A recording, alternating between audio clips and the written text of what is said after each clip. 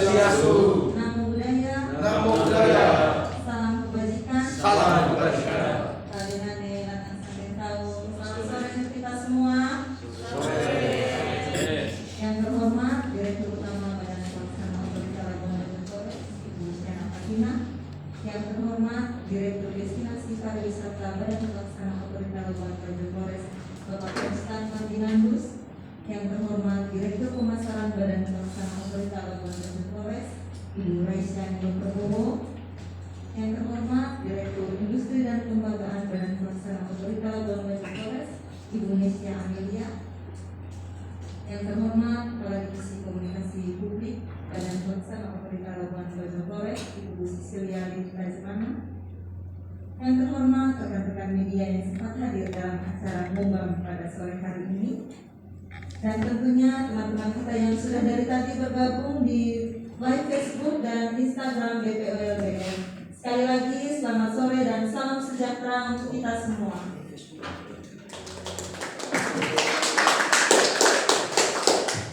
Puji dan syukur kita panjatkan kehadiran Kang Harsa karena atas berkatnya kita semua dapat berkumpul di tempat ini dalam acara Ngobam, ngobrol bareng media. Kita tepuk tangan sekali lagi untuk kita semua. Kita semua tahu bahwa Labuan Bajo terpilih menjadi salah satu lokasi site event G20, sehingga hari ini BPLBF sebagai satuan kerja di bawah Kementerian Pariwisata dan Ekonomi Kreatif akan berbagi informasi tentang kesiapan Labuan Bajo dalam menyambut G20. Jadi nanti kakak-kakak dari media silakan bertanya seputar tema kita ini, yaitu bagaimana kesiapan Labuan Bajo dalam menyambut G20. Sebelum masuk ke acara ini kita, yaitu pemaparan dari Direktur Utama BPLBF dan juga tanya jawab, saya mohon kesediaan dari Ibu Luciana untuk memberikan sepatah dua kata untuk secara resmi membuka acara kita pada sore hari ini. Kepada Ibu Luciana, terima kasih.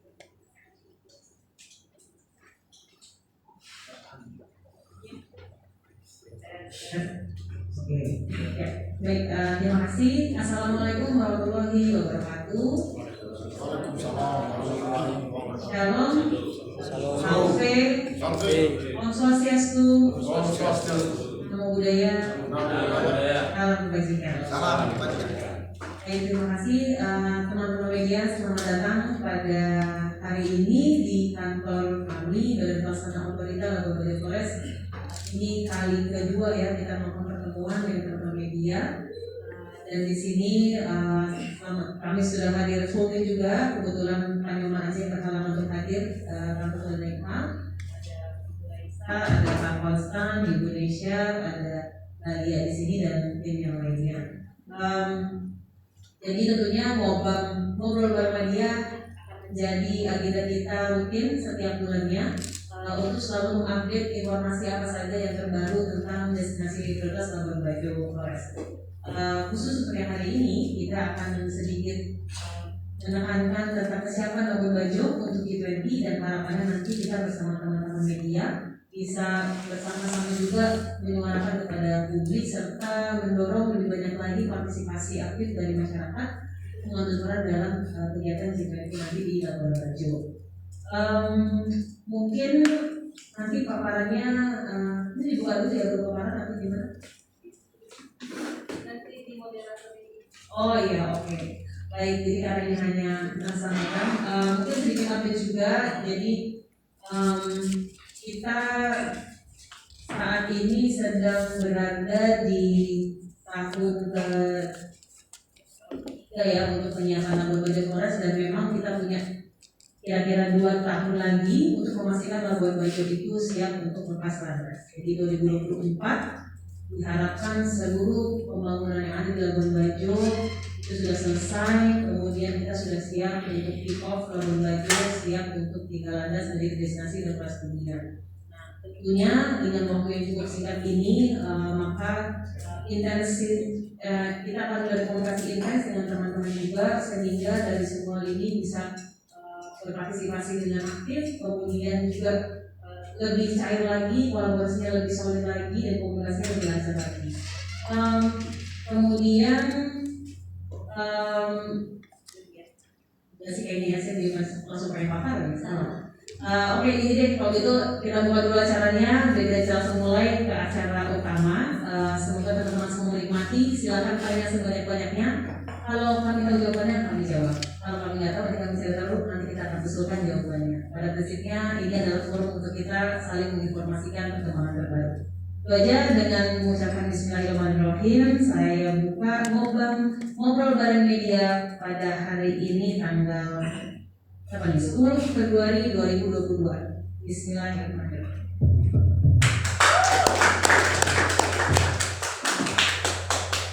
Terima kasih Bu untuk segala doa-doanya sekaligus membuka rangkaian acara pada hari ini secara resmi.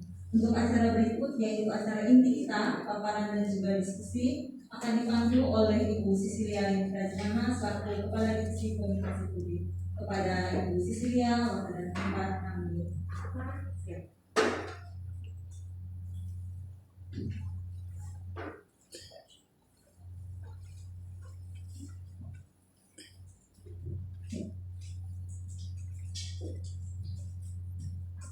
Baik, terima kasih teman-teman. Selamat sore semuanya. Terima kasih sudah datang memenuhi undangan kami. Ini kali pertama ya kita ngadain acara umum.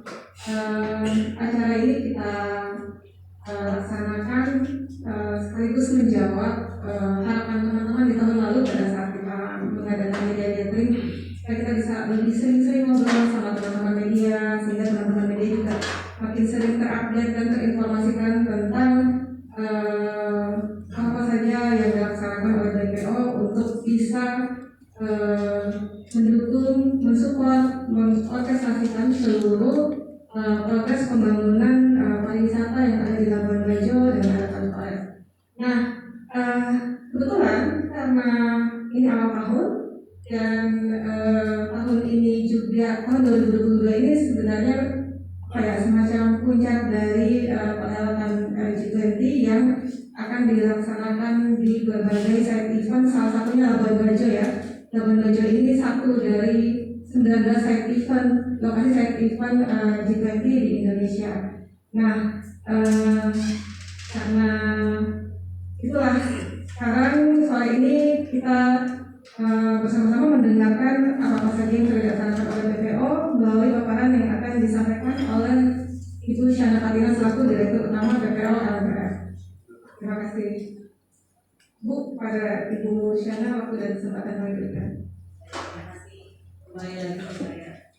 Sekaligus juga saya mau mengucapkan selamat Hari Pers Nasional untuk teman-teman pers semua. Semoga pers makin jaya dan makin berkontribusi positif untuk mendorong pembangunan yang ada baik di Labuan Bajo dan kami ucapkan terima kasih banyak atas dukungan teman-teman pers selama ini, karena tentunya dengan adanya pers dan media akhirnya kita semua bisa memiliki perasaan yang sama ya, antusias yang sama untuk mencapai visi bersama pada Labuan Bajo yang makin travel, makin sip.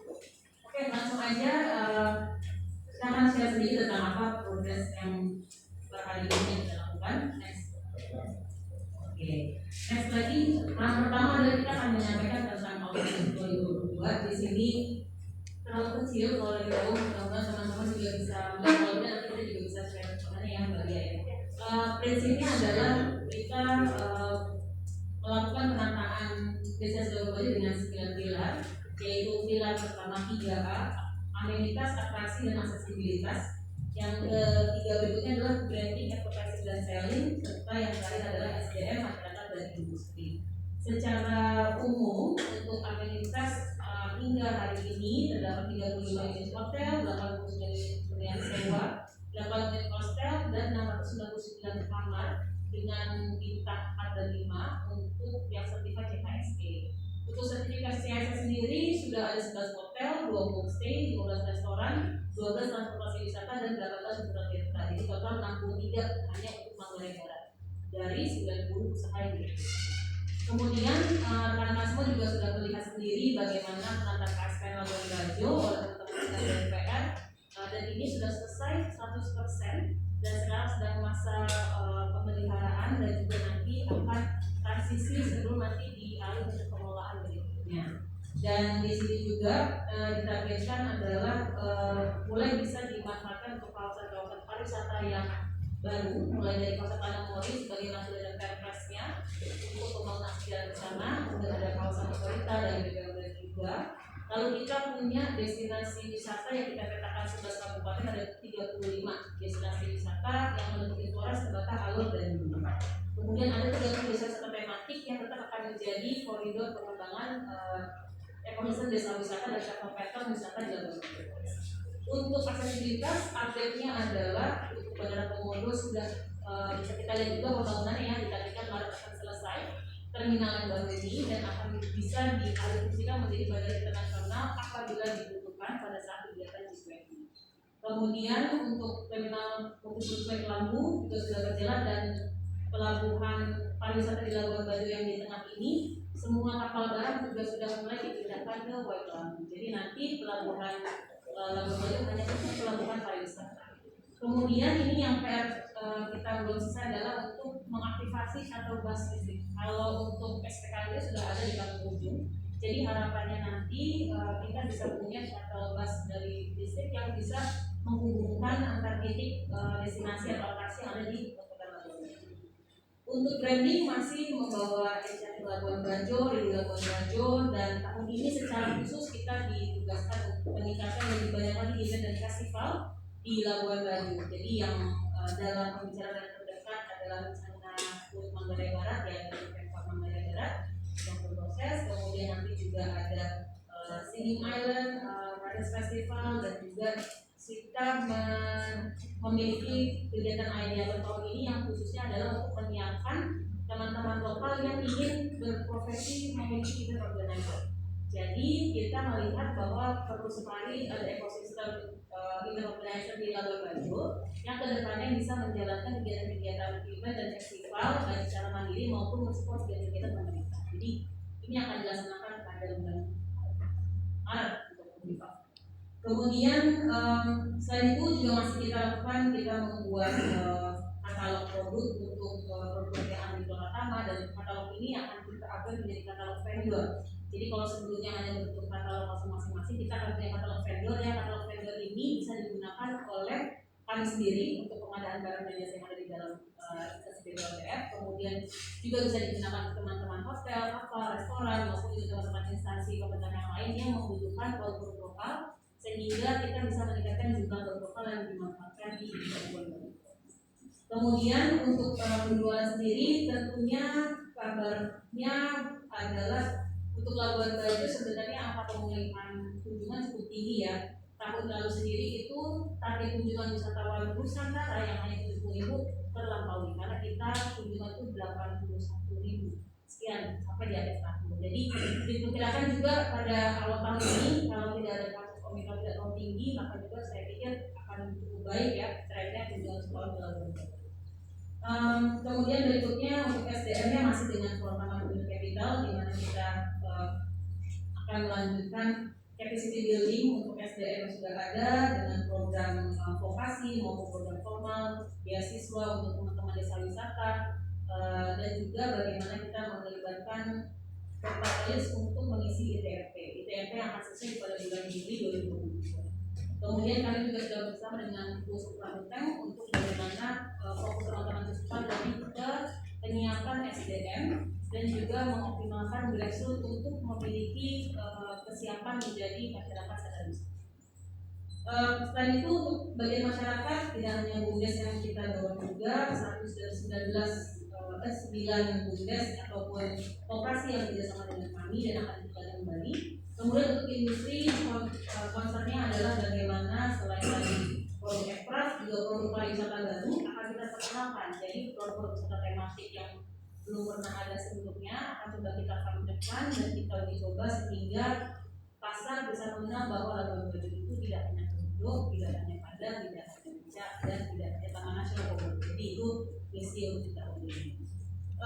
Kemudian next lagi, ini kira-kira pada of event yang sudah kita kumpul banget ya tulisannya di sana. Tapi kira-kira kalau bisa dirampung itu acara-acara besarnya memang di Juni, Juli, dan Agustus ya. Kalau untuk acara G20-nya, sementara ini kita gabung untuk acara festival kebudayaan, kemudian ada sport tourism maupun festival kesenian dan musik gitu ya, serta juga kegiatan yang bentuknya MAS atau conference. Next. Untuk 2022 semester 1 kira-kira acaranya seperti ini. Nanti kalau ada perubahan mungkin nggak terlalu berbeda. Di mana untuk bulan kita diminta menyiapkan sebelum peresmian KSPN Labuan Bajo bulan Juni, diintegrasikan antara infrastruktur juga dengan kesiapan destinasi dalam arti pelayanan pariwisatanya. Jadi mulai dari tadi penyediaan rantai pasok, ini adalah bagaimana kita memastikan lebih banyak lagi dan tersalurkan dengan baik antara supply produk lokal dengan demand yang ada di Labuan Bajo, baik kapal maupun dan restoran, dan ini diintegrasikan juga dengan teman-teman PKN. Kemudian yang kedua adalah bagaimana kita menyiapkan pengelolaan pasca penyerahan dari KSPN Labuan Bajo kepada pemerintah daerah maupun KL terkait, misalkan pengelolaan Bojak Waringin, Batu Cermin, kemudian waterfront dan area lainnya. Kemudian kita juga meningkatkan safety dan security. Jadi di sini bekerjasama dengan teman-teman Syah Bandar bahwa per bulan April nanti semua kapal wajib sudah memiliki asuransi. Kemudian yang kedua, kapal wajib memiliki fasilitas call sign atau tanda darurat kapal, gitu ya. Kemudian juga harus punya radio dan fasilitas keselamatan. Serta APK-nya wajib sudah terlibat dengan standar yang dibutuhkan. Apabila tidak, maka tidak akan masuk ke dalam katalog untuk pelayanan publik ya, dan bahkan tidak dikeluarkan clearance-nya. Jadi juga informasi yang penting buat kita semua. Bagaimana teman-teman di kebaharian juga sudah memastikan safety dan security yang standar. Kemudian kemarin kita juga sudah lakukan PKS asuransi wisata. Jadi tidak sama dengan Jasa Raharja Putra, mereka akan menyediakan fasilitas asuransi selama 7 hari, jadi banding selama di Kabupaten Manggarai, jadi Manggarai Barat, Manggarai dan Manggarai Timur. Selama 7 hari wisatawan beredar di area tersebut maka akan di-cover oleh teman-teman Jasa Raharja. Dan ini akan diterapkan juga dengan single ticketing yang rencananya akan dicobakan pada bulan Maret untuk masuk ke dalam kawasan Taman Nasional Komodo yang sudah terintegrasi dengan retribusi daerah baik pemerintah provinsi maupun pemerintah. Jadi harapannya nanti ketika kita semua sudah mau berlayar gitu ya pada bulan Maret dan nanti kita sudah bisa mencoba di keluar kapal tuh harus pakai boarding pass. Nanti masalah yang harus boarding passnya itu adalah pemilik kapalnya atau kapalnya itu urusan belakangan gitu ya. Tapi pada prinsipnya setiap individu yang keluar masuk dari pelabuhan itu pasti akan terdata karena semua kan punya boarding pass. Dan ini berlaku untuk semuanya, tidak hanya untuk wisatawan tapi juga untuk masyarakat maupun instansi pemerintah. Jadi kita sama-sama awal untuk support. Nah kemudian 20 Maret ada acara MotoGP di Mandalika. Tentunya kita juga akan bisa bersiap dan mempromosikan diri sebagai tempat alternatif rekreasi karena untuk MotoGP kan dulunya 150.000 tempat tinggal ya. Sementara untuk di Bali kemarin 5 hotel dan ekonomi. Saya pikir kalau misalkan kita masih bisa memfasilitasi itu juga, termasuk bagaimana bagi dengan penerbangan sehingga orang bisa nginepnya di Labuan Bajo tapi makannya di Lombok.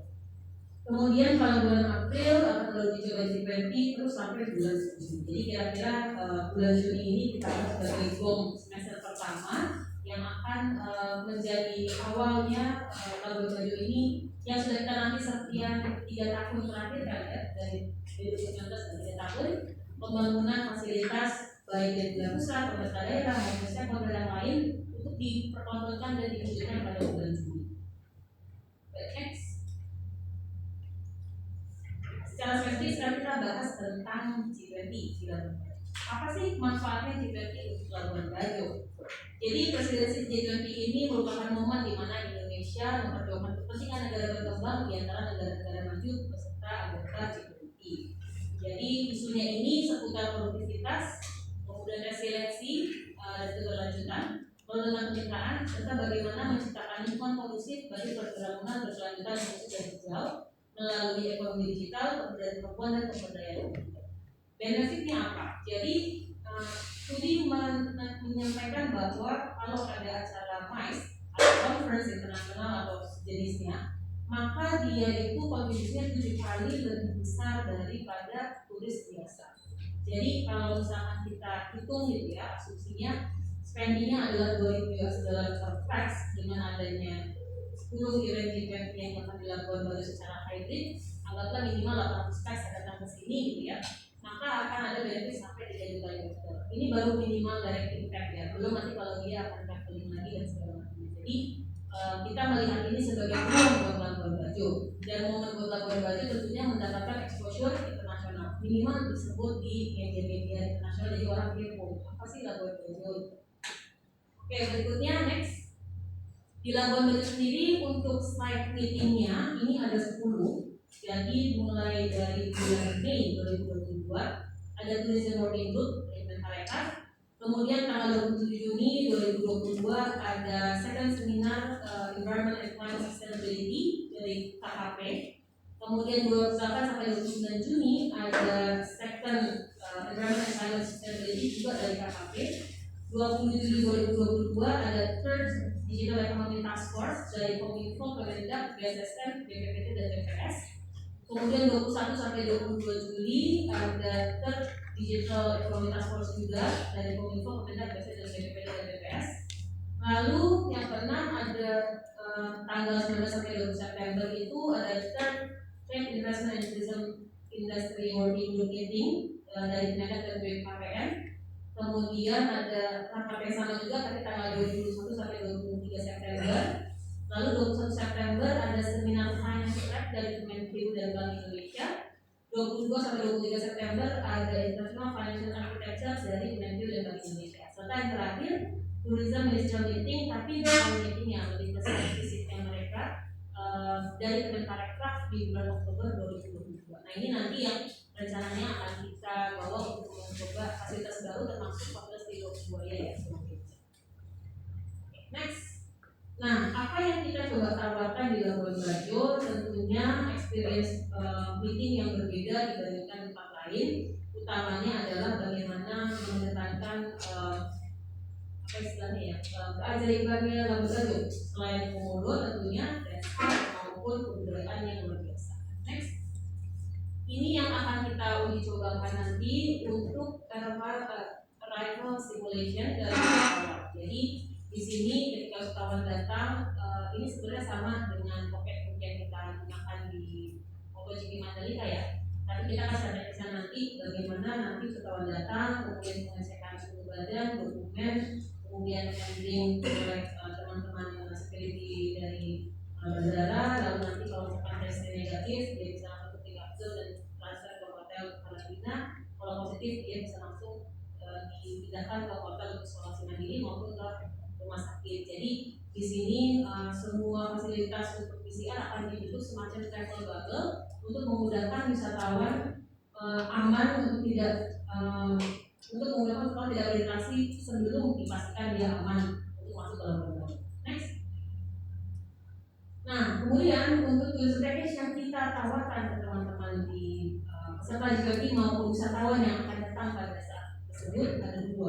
Satu peta wisata untuk 35 destinasi wisata, kemudian ada desa wisata dan 3 menu. Yang ini juga nanti akan terintegrasi oleh teman-teman tour operator dan travel agent yang menawarkan destinasi-destinasi di luar Labuan Bajo. Kemudian buat mereka yang tidak sempat untuk keliling-keliling di luar Labuan Bajo, kita juga sebenarnya sudah mengintegrasikan untuk di dalam kota Labuan Bajo sendiri ada travel pattern atau jalur wisata dalam kota. Yang ini juga sudah termasuk disiapkan oleh teman-teman PUPR untuk fasilitas utamanya di Kabupaten Labuan Bajo. Kemudian juga nanti ada rumah-rumah atau gang-gang pemukiman kampung wisata yang bisa dikunjungi dalam bentuk jalan kaki, termasuk juga untuk aktivitas sehingga kota Labuan Bajo ini benar-benar menjadi walkable city yang bisa dinikmati oleh wisatawan dari sudut manapun. Ini update-nya untuk persiapan infrastruktur. Jadi mulai dari water forming sebenarnya untuk amphitheater, kemudian dari bandara Komodo sedang dibangun itu tadi, kemudian ada promenade, terminal multipurpose dan tata berjalan. Jadi ini yang disiapkan sebagai ruas-ruas koridor pariwisata yang bisa diakses oleh wisatawan. Kemudian selain itu ada juga signage dari Pak Jadwal ini tentunya bagi cermin, fasilitas parkir yang sudah dibangun, kemudian charging station untuk kendaraan listrik. Ini juga kami sedang mencari mitra. Kita mudah-mudahan teman-teman yang ikut tentang ini banyak yang masih di bawah 19 gitu kan, saya tahu. Kemudian ada juga penataan jalan pedestrian yang sudah lengkap dengan tanaman cantiknya dan juga lampu-lampu solar. Tentunya untuk sebagai acara untuk menjadi destinasi yang siap menyediakan G20, kita juga menyiapkan untuk safety tourism map, dan di sini sudah diintegrasikan sejak November 2020 kita lakukan simulasi safety security Labuan Bajo dan terus berjalan sampai sekarang. Dan nanti akan comment center kita akan tempatkan di waterfront. Jadi nanti benar-benar diakses kantor bersama yang bisa merespon cepat ketika terjadi ada kecelakaan atau kedaruratan dari teman-teman yang ada di Labuan Bajo. Next, untuk opsi rapat-rapatnya kita juga sudah memiliki 4 opsi: meeting di venue, meeting di pantai, meeting di kapal, dan meeting di destinasi. Kalau sampai hari ini ada 11 hotel yang sudah certified CHSE dan 2 homestay. Yang ini juga masih kita update lagi karena tentunya banyak kriteria-kriteria yang dibutuhkan oleh meeting tersebut. Next, ini kita mulai dengan meeting on the venue. Tentunya opsinya ada di Jakarta, Ayana, Luansa, Sylvia, La Cecil, ada juga di Menpora gitu kan. Kemudian meeting by the beach, tentunya di Atlantis, Luansa, Ayana Bogor Resort, Sudamala, dan Menpora. Next, kalau untuk meeting di kapal, misalkan pilihannya ada yang di 50 peks, ada yang 30 peks, ada yang 16 peks sampai 12 peks. Ini juga menjadi opsi-opsi yang kita tawarkan untuk experience yang berbeda. Next, ini kemudian dari destinasi, misalkan meeting di Batu Cermin. Nah, kebetulan kayak Batu Cermin ini akan dilakukan oleh Kemenparekraf juga. Kita akan dicoba dulu nih, mungkin sekitar bulan April sesuai dengan kebutuhan Mas Menteri Labuan Bajo. Kita akan coba rapat di Batu Cermin di antara batu-batu besar. Kemudian ada di Puncak juga yang sudah sering dilakukan dari teman-teman tahun lalu. Lalu ada kampung adat di Melo dan di Jejak dan banyak lagi opsi yang lain. Next. Oke, sekarang kita masuk ke apa sih yang BPO lakukan untuk mendukung G20. Pertama adalah fair trade. Jadi bagaimana kita membawa sekelompok orang untuk mengunjungi daerah wisata dalam rangka pengenalan dan promosi pariwisata. Dan ini fair trade yang saya sampaikan, fair trade dalam konteks bundling dengan event conference. Jadi tidak terlalu jauh, tapi cukup memperkenalkan produk baru. Kemudian ada kompetisi IDR tadi, It's Time for Labuan Bajo, yang menghasilkan event lokal yang berkualitas. Jadi bentuknya itu nanti inkubasi calon entrepreneur di bidang event organisasi ini yang punya ide mau bikin event apa, kita akan inkubasikan. Nanti yang terpilih akan kita fasilitasi untuk diwujudkan, dikolaborasikan dengan teman-teman sponsor. Jadi agar Labuan Bajo punya event yang berkualitas. Kemudian kita buat welcome video G20 yang khusus menyampaikan persiapan Labuan Bajo mulai dari persiapan sampai sekarang sudah jadi, sekaligus memperkenalkan Labuan Bajo melalui event presidensi G20. Ini pun juga bersama dengan teman-teman sekretariat negara. Kemudian membuat travel guide. Jadi travel guide yang merah ini akan kita upgrade untuk membantu wisatawan mencari informasi dan detail terkait destinasi wisata dalam pocketbook yang sudah terbaik. Kemudian kita akan melakukan juga pop-up market, memperkenalkan produk Labuan Bajo Forest dengan menyiapkan akses pasar, termasuk juga di kantong-kantong hotel nanti penyelenggara event G20 sehingga orang bisa melihat berpesan Labuan Bajo. Next. Nah, sekali juga pada kegiatan ini kita juga mendorong adanya namanya pasar portal. Jadi ini sebuah program ya, programnya ini pertama adalah mengkurasi produk yang sudah ada, lalu menghubungkan dalam konteks rantai pasok. Jadi kita sama-sama punya di sini untuk men-challenge agar meminimalisir produk yang diambil luar untuk supply dan produk Forest. Jadi kita mencoba sekarang nanti juga mau bantu teman-teman juga sudah ada linknya untuk UMKM yang punya produk, kita undang untuk mendaftarkan diri sehingga kami bisa melakukan bisnis matching dengan usernya. Next. Kemudian kita juga punya travel pass, tadi tidak hanya online booking tapi juga insurance wisata untuk menjaga quality tourism yang ada di Labuan Bajo Forest. Jadi di sini nanti bagaimana pemberlakuan kuota itu nyaman untuk wisatawan. Satu, mereka sudah bisa merencanakan dari jarak jauh dan sebelum mereka ke Labuan Bajo. Kedua, mereka bisa menikmati pas kunjungannya itu tidak terlalu ramai, jadi dia bisa dapat quality dari destinasinya. Jadi ini akan dikembang dalam kota pas. Ini adalah desa wisata, dan desa wisata ini adalah bagaimana menguatkan digitalisasi, travel map, produk webinar, termasuk penyusunan rencana aksi. Khusus untuk G20 ada 12 desa wisata yang kita tawarkan masuk ke dalam travel pattern dalam konsepnya ya. Pertama untuk Manggarai Barat itu ada desa Komodo, desa Pasir Panjang, desa Rako, Yandara, dan Batu Cermin. Untuk Manggarai itu ada Toro dan Muerko. Untuk Nada ada Bena, di NT ada 3, Wanara, Wamara, dan Komodo. Pertimbangannya adalah kemudahan akses penerbangan, kemudian dari jarak dari jangkauan wisata ini bisa punya waktu spare waktu itu tidak terlalu banyak kan, jadi kita pilih yang cepat dan dekat. Next, nah, ini sebelum yang terakhir adalah tentang sarana hunian pariwisata. Kemarin sudah kita koordinasikan dengan teman-teman dari UPR dengan satu tank sudah ada 2 homestay. Ini akan kita kurasi kembali dan kita akan membantu pengisiannya, kita juga akan bantu pengelolaannya dan pemasarannya yang lebih penting gitu ya, sehingga homestay tersebut ini menjadi lokasi untuk penginapan, selain itu juga memberikan experience berbeda tentang wisata di Labuan Bajo.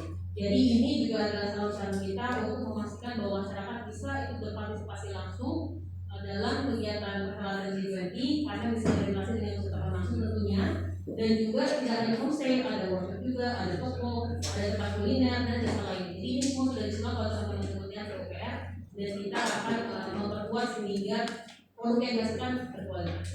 Next. Yang terakhir intinya untuk G20 ini ada hotline-nya nanti di kami. Kalau ada informasi apa-apa silakan dikontak. Dan juga secara khusus PIC-nya di kami adalah Direktur Pemasaran Ibu Raisa, dan juga nanti informasi lebih lanjut ada di www.labuanbajo.id/G20. Next. Demikian dari saya, semoga bisa menteri berbanyak pertanyaan. Silakan saya kembalikan kepada Ibu. Terima kasih. Baik, terima kasih Ibu Shana untuk paparannya. Untuk teman-teman kita buka untuk bertanya. Kita buka dalam 3 sesi, 1 sesi 2 pertanyaan. Bagi teman-teman yang ingin bertanya, saya persilakan.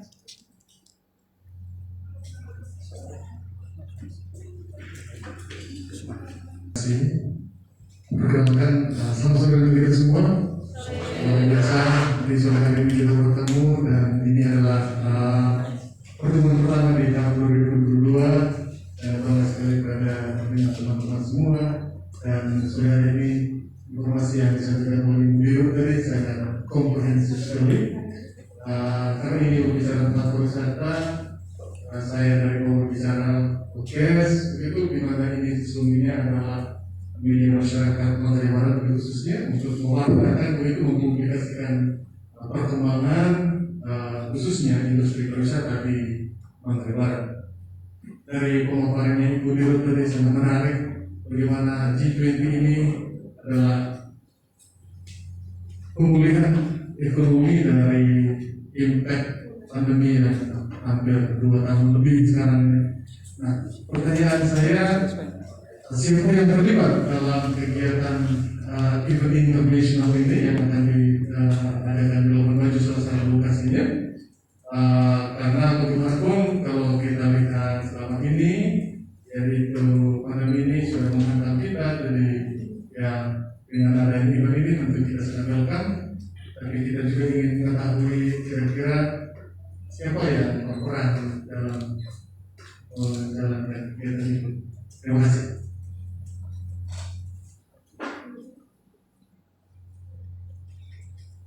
Oke, terima kasih untuk waktu dan kesempatan yang diberikan. Selamat sore semuanya. Yang pertama mungkin informatif aja, karena terkait dengan sistem e-ticketing yang akan mulai berlaku Maret 2020. Kira-kira mungkin nanti akan dijelaskan lebih terperinci gitu supaya mungkin kita nanti bisa tahu juga masyarakat seperti apa sistemnya. Lalu yang kedua terkait dengan itu masih sama saya pikir, terkait dengan ini asuransi kapal wisata. Mungkin ini informatif saja juga.